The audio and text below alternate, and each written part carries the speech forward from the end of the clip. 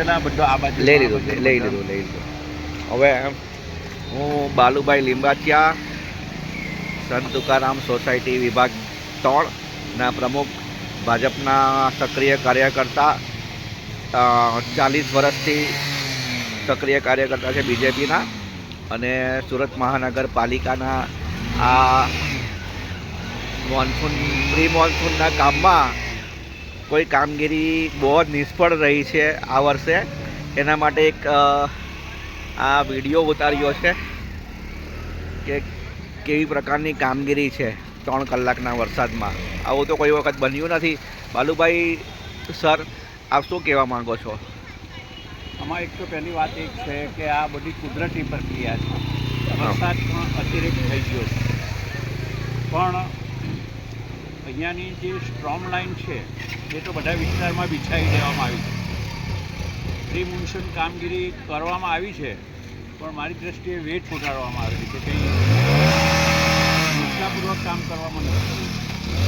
ત્યાર પછી શું થયું છે કે ઘણા બધા પ્રશ્નો 2006 પછી આ પહેલી વખત એવો પ્રશ્ન ઊભો થયો કે આવું કેમ. સંત તુકારામનું કોઈ ઘર એવું બાકી નથી. આ તો મેઇન રોડની વાત છે. ત્યાં પણ બધાના ઘરમાં 2-2 ફૂટના પાણી ભરાઈ ગયા છે, એ સિવાય કે જેણે પ્લેન ઊંચા લીધા છે. અને એ પાણીનો નિકાલ અમારે 1 કલાક કે 10 મિનિટમાં થતો હતો. તેની જગ્યાએ અત્યારે 11 વાગ્યાથી હજુ સુધી ઘરમાંથી પાણીનો નિકાલ નથી થયો, સિવાય કે રોડ પરથી પણ નિકાલ નથી થયો.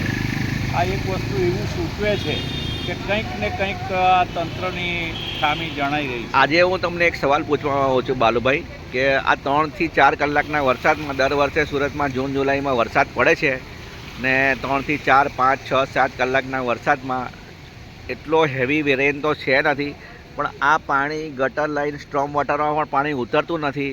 તેના માટે તમે શું કહેવા માંગો છો? જો વર્ષો સુધીનો મારો અનુભવ છે કે સ્ટ્રોમ લાઇન સુરત મહાનગરપાલિકાએ સ્ટ્રોમ વોટર એટલે વરસાદી પાણીની. આ વખતે કેમ ન ઉતર્યું? આટલા વરસાદ બંધ થયા છતાં 3-3 કલાક સુધી પાણી ઉતરતું નથી સર. આ તમે જોઈ રહેલા છો. આમાં કંઈક ને કંઈક કોઈ ટેકનિકલ ખરાબી છે. મારા ટેકનિકલ ખરાબી એટલે સ્ટ્રોમ કદાચ બંધ કર્યા હોય, સ્ટ્રોમમાં કોઈ બાંધકામ આપણું મેટ્રોનું થયું હોય અને એના લીધે સ્ટ્રોમ વોટરમાં કંઈક ખરાબી આવી હોય, અથવા તો ડ્રેનેજ લાઇન તો ટોટલી ફેલ જ છે. ને સુરત મહાનગરપાલિકાની 6 મહિનાથી આ ડ્રેનેજ લાઇન છે, આખા વિસ્તારનું નેટવર્ક, એમાં બહુ નિષ્ઠાપૂર્વક લોકોએ કામ કર્યું છે.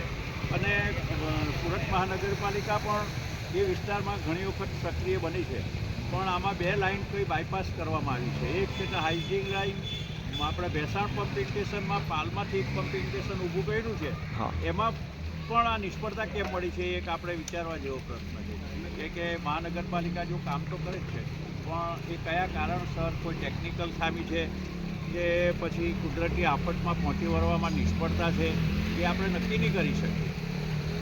અને આ હજુ કેટલા કલાકો થઈ ગયા છતાં પાણીનો નિકાલ નથી. વરસાદ બંધ થયો છતાં પાણી આપણા ડ્રેનેજ લાઇનમાં ઉતરતું નથી. એ અમે પણ શંકાશીલ અને એમાં ચિંતા વ્યક્ત કરીએ છીએ કે ચાલો આ આટલું બધું પાણી આટલા વખત સુધી તો ભરાવું જ નહીં જોઈએ.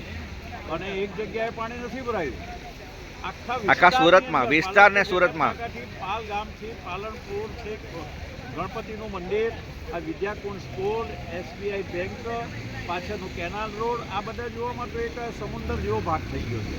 અને એના માટે અત્યારે કોઈ ડિઝાસ્ટર મેનેજમેન્ટ પણ કોઈ કાર્ય કરતા હોય એવું દેખાતું નથી. આ પાણીનો નિકાલ જેમ બને તેમ જલ્દી કરવો જોઈએ.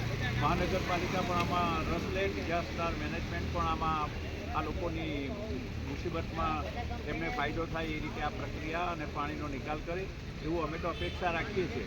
પણ હવે કુદરત જો સાથ આપે તો, કારણ છે કે કુદરતની પણ પ્રક્રિયા અત્યારે એવી વિકસિત પ્રકારની થઈ છે કે ઘણો બધો વરસાદ થઈ ગયો છે.